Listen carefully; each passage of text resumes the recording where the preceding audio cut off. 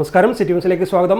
Sporting birds coaching centre ഏപ്രിലിൽ ആരംഭിച്ച summer football coaching camp സമാപിച്ചു. സമാപന ചടങ്ങ് Kannur town police inspector Sreejith Koderi ഉദ്ഘാടനം ചെയ്തു. കണ്ണൂരിനൊരു ഫുട്ബോൾ പാരമ്പര്യമുണ്ട്. ഞങ്ങളൊക്കെ ചെറിയ പ്രായത്തിൽ തന്നെ കണ്ണൂരൊക്കെ പഠിക്കുന്നത് ഞാൻ എസ് എൻ കോളേജിൽ പഠിച്ചതാണ്.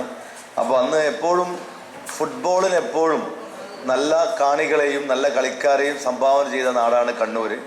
പ്രത്യേകിച്ച് പറഞ്ഞ പോലെ ചട്ടവാസു അട്ടൻ ഉൾപ്പെടെയുള്ള കുറേ നല്ല ആളുകൾ പണ്ട് കാലത്ത് ഫെഡറേഷൻ കപ്പിന് പോലും വേദിയായ ഒരു സ്ഥലമാണ് കണ്ണൂർ.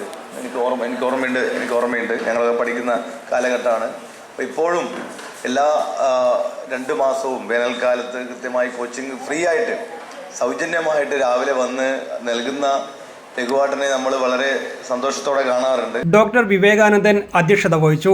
ക്യാമ്പിൽ പങ്കെടുത്ത കുട്ടികൾക്കുള്ള സർട്ടിഫിക്കറ്റുകളും ഉപഹാരങ്ങളും വിതരണം ചെയ്തു. സർവീസിൽ നിന്ന് വിരമിക്കുന്ന പോലീസിന്റെ പഴയകാല ഫുട്ബോൾ താരം രാജേന്ദ്രൻ പി പോലീസ് സബ് ഇൻസ്പെക്ടർക്ക് സ്പോർട്ടിംഗ് ബേർഡ്സ് കോച്ചിംഗ് സെന്ററിന്റെ ഉപഹാരം നൽകി ആദരിച്ചു. ചടങ്ങിൽ Saheesh K, child welfare police Sanoj Kumar, children's police coordinator Rajendran P, police sub inspector Haris K P, Rajeevan P, Abhilash Ramachandran, Ashwin Janardhanan തുടങ്ങിയവർ സംസാരിച്ചു. കൺവീനർ വി രഘുത്തമൻ സ്വാഗതവും ജോയിന്റ് സെക്രട്ടറി ഷൈനിഷ് ചന്ദ്ര നന്ദിയും പറഞ്ഞു.